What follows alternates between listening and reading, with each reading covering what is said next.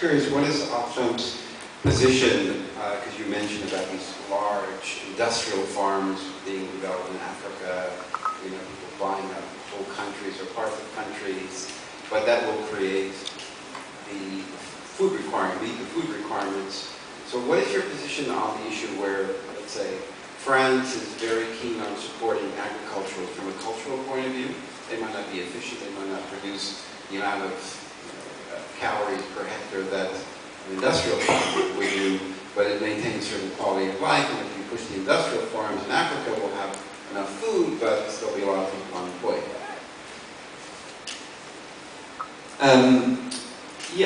So I suppose one point where Oxfam might disagree that the way to maximise productivity is to focus on industrial scale agriculture. For industrial scale. So no, as I said, I think Oxfam's view is that industrial agriculture clearly has achieved significant increases in productivity over recent decades, but we are still in a situation where around 1 billion people are going to bed hungry, and so that this is, you know, the question of hunger is a political one as much as a technical one. And I think we would also say that the neglect of the contribution of small farmers and smallholders in terms of investment in the kinds of technology and the kind of support and the kind of access to markets that they need means that small farms can actually deliver extremely significant increases in productivity, as well as supporting the livelihoods of many hundreds of millions of people. And I suppose in terms of the two being compatible and complementary, there's clearly a lot of work to be done, and Oxfam is working on this with some of its partners, looking at business models which connect smallholders, cooperatives, various forms of farmers into the market access and the supply chains of the big industrial agriculture players.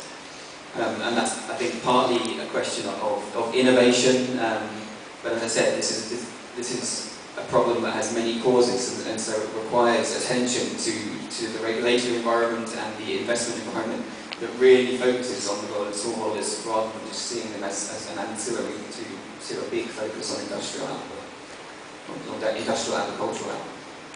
Do you focus at all on logistics and distribution? I was told that it's not an issue of production, but it's distribution and logistics. Personally, it's an area that I work on. I guess my reaction would be that it's both.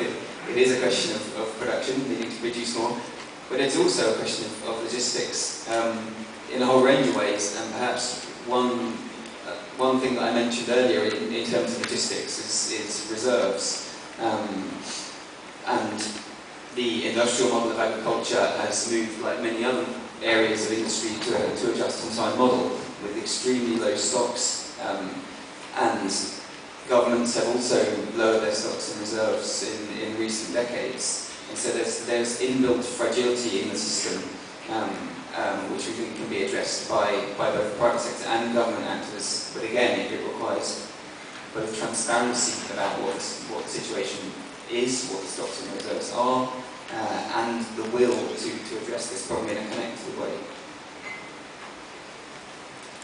Before I open it up to the floor, if I can ask each of you, if you had to wave your magic wand, what is the single most important thing that needs fundamentally to change quickly to address the issue of hunger, food shortages? Great. Back at the coal face. I get that turn. I'm going to the coal face now to the office. The coal face. I actually grew up in California on a ranch and lived through the consolidation of the farming community into being owned by Tenneco West and all this. And so everybody would just learn to either specialize in logistics as huge criteria for the winners in Northern California agriculture. But anyway, would you say they're all, basically they're all small farmers, are pretty non-existent in California. Anyway,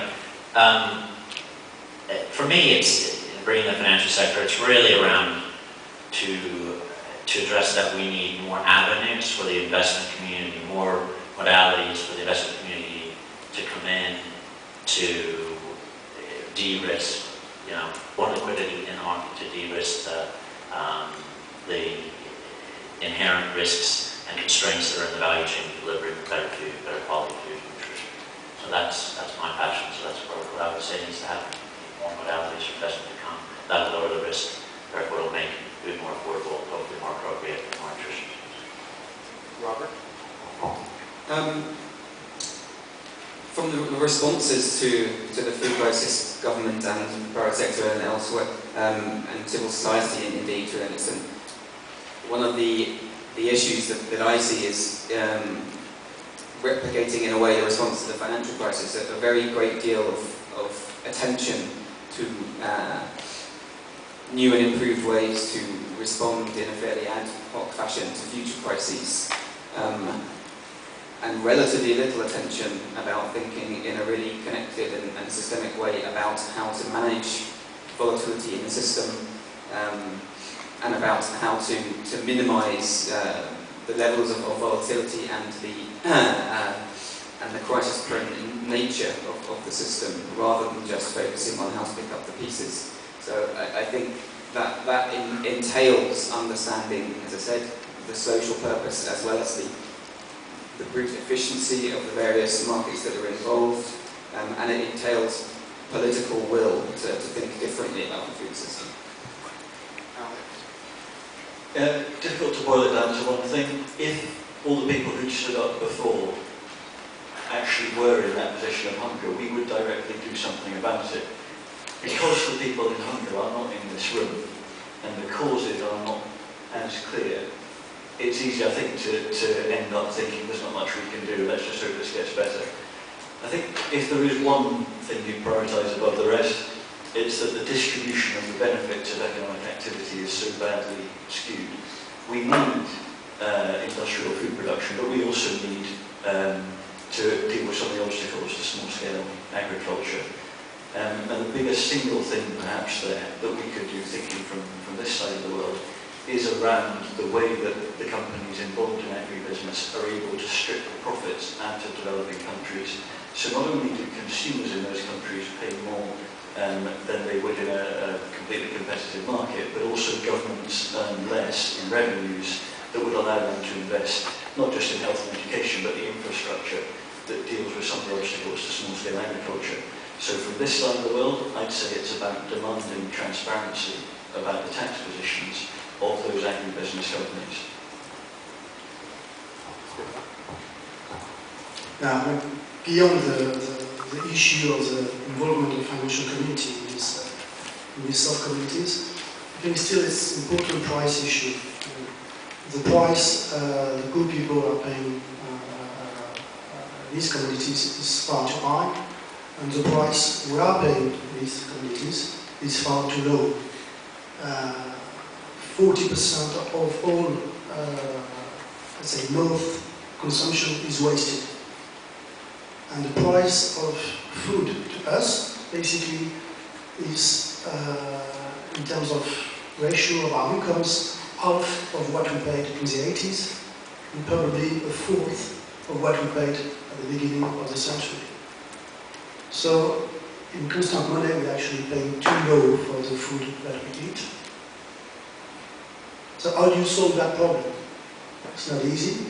Obviously, we need to have a stronger price signal for the North and for the farmers, and a more stable one.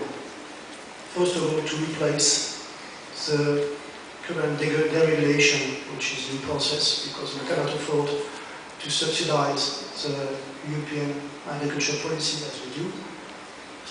It's no longer possible, so we need to replace that by some kind of mechanism, some market-based mechanism that will provide a stable but certainly a higher price, but we need to offset that by some mechanism that will allow the developing world to have a better access to those commodities.